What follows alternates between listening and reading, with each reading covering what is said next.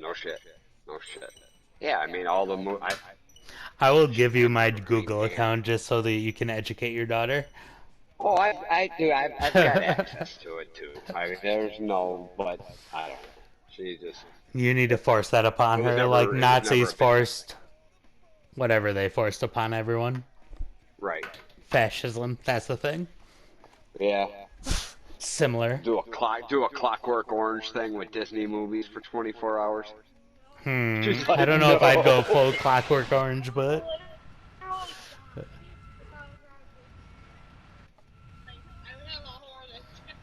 Okay. This is AWACS So, Windmaker. We yeah. have you on radar. Enemy detected. So Check that to was going to be engage. our Take plan. I was down going as to many try to as you do can. Disney this summer, but Your honestly, I'm call not too sign is sure it's Oscar going to really 1. happen. Because once things start to open up and all Enemy that, locked on. and that I'm going to be getting busier again, and that's when I'm going to have to make our money for the year. That's the one thing that's always kind of kicks my ass. aren't you In the still going weather to be nights, I getting some relief though from like the uh, government checks? nope, I don't qualify for it at all. How? I don't qualify. Because I'm an S corp, which is Yeah, a but small corporation. but as an individual, you pay taxes still, don't you? Yes, I do, but I make too much money to get the 1,200, so I can't do that. Oh, But Laura gets it, and then she gets 500 for Vicky, so she'll get the 1,500 bucks. So oh, I mean, that always helps. But as far as like the relief for the business, the only way you get that is Up in those clouds. like my people aren't like actual employees where I take taxes out. They I pay or them a straight up contractors wage. or Yes, subcontractor? they Yeah. get 1099. So with that, I don't qualify for the Paycheck Protection Act, which is where it says you get the money. I thought they were doing something for contractors like that, small business wise though. They are, but people that, Didn't do it in the like if you first worked for bill. me and I wrote you a check and I took taxes out, I would qualify for it. But because of the way that I do it, I don't qualify. Now they're talking about this package 4 that they're doing. They might have something in there for that, but on anything that's been approved so far, I'm disqualified from it. I spent way too much time trying to look it up, trying to figure it out. And even the Honestly, people I I was was kind of talking worried to. about not being qualified for it too, because originally it was going to be off of 2018 taxes, and I only made like I think $1,000 or $1,300 that year, because that was the year that I had like 4 different shoulder surgeries. Right, So I wasn't sure I was going to even qualify for it. right. Yeah.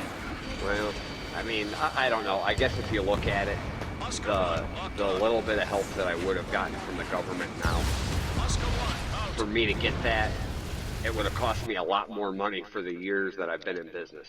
So I Yeah. guess if you look at it that way, I Well, I still mean, come out better. yeah, it's still like, and that's kind of what it's meant to do. Like, no offense, but you have a successful enough business to be able to weather a storm like this. Right. And that's And exactly it. there's no perfect piece of legislation to say like so and so deserves it or doesn't deserve it, but Right. people in your position are typically better off than I don't know, some new small business or something probably. Oh yeah. Oh yeah. Well, I mean, and when I first started out, I didn't have my business as an S corp, so I was paying a lot more in taxes, and I didn't get some of the credits that I do get because of doing the S corp. So I restructured it. You know, I got a good lawyer and I've got a good accountant. We sat down and figured out what the best way to do it was, and you know, I went from paying 27.5% tax to 17. So if you figure that out, 10% every year, that's a pretty good chunk Yeah, of like change. you've probably made up for whatever bonuses you'd get.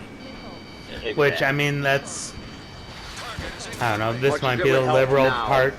Yeah, this might be the liberal part of me coming out, but like granted you were more like observant and more able to take advantage because you were more observant of the tax laws, right, but right. Now, if I would have paid more money in taxes and had my business structured different, you know, I would have essentially been kind of getting a part of my own money back, you know, because yeah. of what it would cost me through the years. And the first few years when I did it the normal way, I mean, my got it.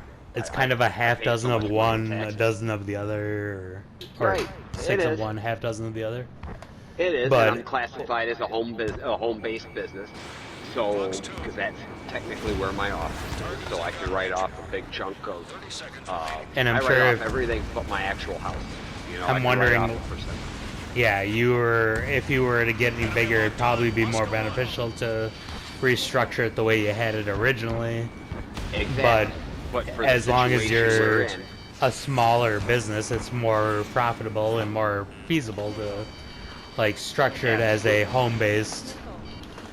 Right, and for 15 years, my business writes the checks to fucking pay my power bill and my fucking gas bill, so that doesn't come out of my Combat money. time's up. So if you Yeah. think Was a about it, success. I mean, there's a lot of benefits to it, the way that I do it. But you're right. If I had 10 employees and I was taking taxes out on them and all that stuff, it would be much more beneficial to do it the other way. Yeah. But the way that it is now, I come out It's pretty good at the end. yeah, and that's I don't know, like it's kind of a throwing duct tape on something that already has duct tape on it kind of a fix, but with our system, like people, and again, like unfortunately, people that are like really responsible and have a good thing going aren't getting like the extra help right now because they aren't the ones that necessarily need it. Right. I mean, As and much as it, fortunately, like, that's kind of callous to say that because I'm sure you feel like you do need some help. I mean, I guess, I mean, who doesn't like money? And extra money always helps. But at the end of the day, I'm not going to starve, you know, and Yeah. that's all that's all that matters to me. You know, it sucks. I think we're still going to wind up having a real good year once everything does open back up. But until it does, I'd probably wind up losing damn near $100,000 worth of work, Yeah. But with that being said, I already had a year because like my winter and my fall is spent working on the projects that we're going to have next year. So I already had my first three jobs lined up for this year. So as long as it doesn't last more than like a season or two, you're Right now, I mean, not necessarily if this good, rolled but like this to August or September and everything was shut down, next winter would be pretty meager, But yeah. and it's one of those things, when the weather's nice, like I don't necessarily have my weekends off in the summer. If it rained Tuesday and Wednesday, that probably Yeah, guarantees that's that I'm your working weekend. Saturday and Sunday if it's dry. I mean, that's kind of and doing commercial stuff, we can kind of get away with that. You get a key for the gate or whatever, and you go there when nobody else is there. You work on Saturdays, Sundays, and honestly, I kind of prefer that because a lot less hassles a lot of the time. Or some of these Yeah, places we work on are real busy, and we do spray coatings. So, it's a pain in you the have ass when cars there's and shit people like that. around that you have to protect Yes, it against. is. Yeah. Yes, it is. When you can Whereas kind when the of parking lot's empty, you can just go ham. absolutely. I've fucking detailed 30 cars because I thought we weren't going to get overspray on shit, and we did. And that'll never happen again. Never happen again. But I kept telling my guys, I'm like, yeah, fuck it, let's go, let's go. The wind's not too bad. Fucking go down on the ground, and everybody's standing there looking at their cars like, what the fuck is this? And then I had to ask the guy that we were working for, I'm like, hey, can we use, because he owned the whole property and he had the building next to it was empty. And I asked him, I'm like, can we use that building for a couple days? And we wound up in there fucking detailing like 27 Call cars. sign is Bravo 1. Oh wait, Yeah, you guys had to detail the cars? Like, Well, it was either that or I had to pay for it. oh, I didn't realize you could do that. Oh, yeah. Well, I mean, there were a few people that refused to let us do it, but it was kind of, it was offered to you. If you don't accept it, then that's on you. And there's been other companies that, I'm the proud owner of like 50 fucking car covers, That's a miss. and I've done a couple of jobs where before we start the job, I give all these car covers and a waiver to the owner of the company, and he has all the employees sign it and gives them a car cover. If they don't put the car cover on their car, then I'm not liable. Okay, So, yeah. No, that makes And sense. almost none of them will ever do it, but at the end of the day, you know, The they ones can't come that, after me for it. yeah, exactly. It protects you while giving the people that really do want it an opportunity to get it. Absolutely. You know, we've even done stuff where like the company next door will let people park in their parking lot for a day or two, you know, while we're doing our thing. Or I'll go in there on, like on big jobs.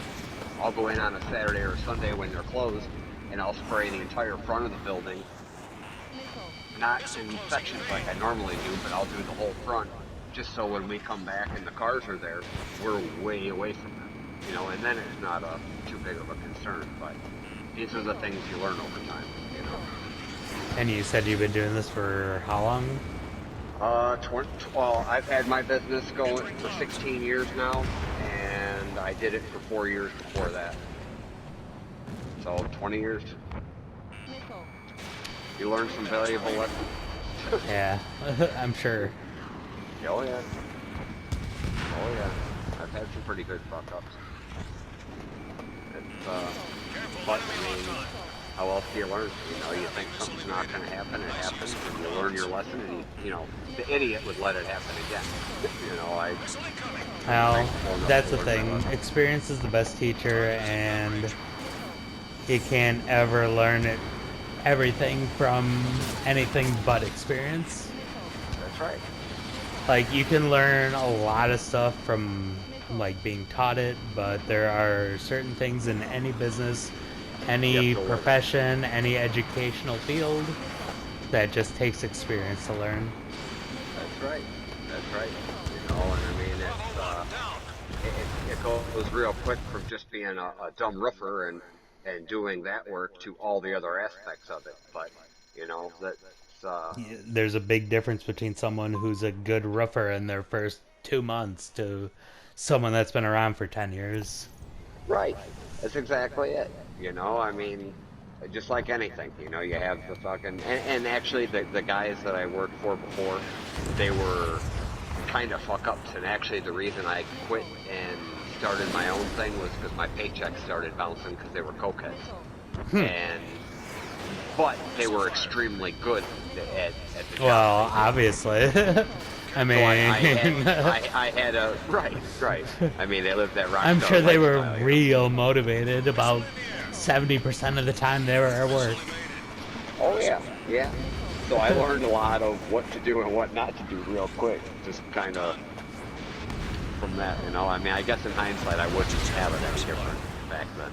I mean, No, honestly, like the GM at my first Culver's was, or ended up being a cokehead, got fired for it. Show me what you've got. yeah, But to be honest, she got manager of the year the 2.5 years before she left, or got fired, I should say. right. And I it's mean, if you like, keep your shit yeah, under like, control, it's not that bad. But yeah, it's hard to do. like the lesson I took away from her wasn't that if I do coke well, I can do good. It's this is what I need to be able to do without having to do the bullshit that she did. Right. Oh, that's exactly it. You know, sometimes you learn through your own experiences. Sometimes you learn through the Yeah. experiences of others. It's like if I can You know, bring I the mean- same enthusiasm that she brought to the job without doing coke, There I'll be in pretty you good go. shape. That's exactly it. That's exactly it. You know, so even with shitty things that happen, you know, there's, you know, I mean, well, one thing I was told a long time ago, and it's true, and it applies to a lot, is every warning sign has a good story behind it.